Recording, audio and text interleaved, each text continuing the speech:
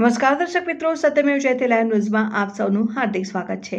વડોદરામાં છેલ્લા કેટલાક દિવસોથી તાપમાનમાં ઘટાડો નોંધાયો છે, જેના કારણે વડોદરા પ્રાણી સંગ્રહાલયમાં પ્રાણીઓ અને પક્ષીઓ માટે ખાસ વ્યવસ્થા કરવામાં આવી છે।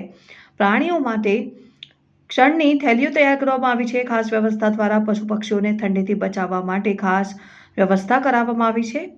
જો આજની વાત કરીએ તો વડોદરા શહેરનું તાપમાન દિવસ દરમિયાન 23 ડિગ્રી નોંધાયું હતું, જે રાત્રે ઘટીને 11 ડિગ્રી થઈ ગયું હતું। કેવી રીતેની વ્યવસ્થા કરવામાં આવી છે અને શું વ્યવસ્થા?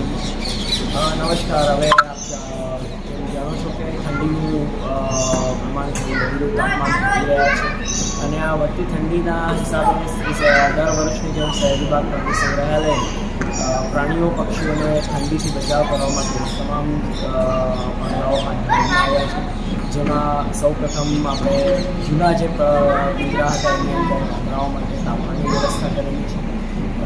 પક્ષીઓના પિંજરામાં ગ્રીન નેટરોનેટ બંધાવવામાં આવેલી છે।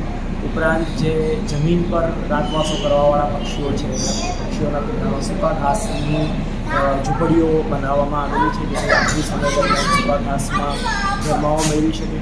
સૂકા ઘાસના ઢગલા જે છે હરણ અને ઇતર મૃગકુળના પ્રાણીઓમાં કરવામાં આવેલા છે। પથારી ઘાસ અમે એને કહીએ, જેમાં સૂકા ઘાસ પર રાતવાસો કરી અને આ જાનવરો ગરમાવો મેળવી શકે।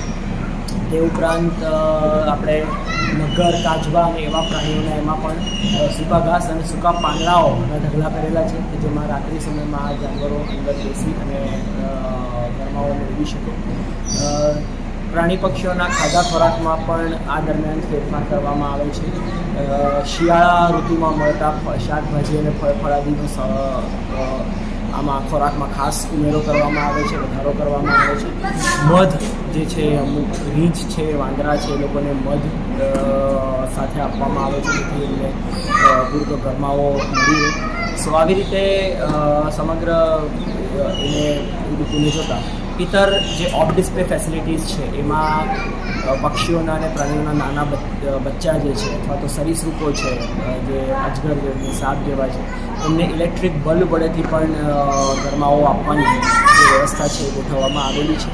આવી રીતના શિયાળા ઋતુને ધ્યાનમાં રાખીને તમામ પગલાં હાથ ધરવામાં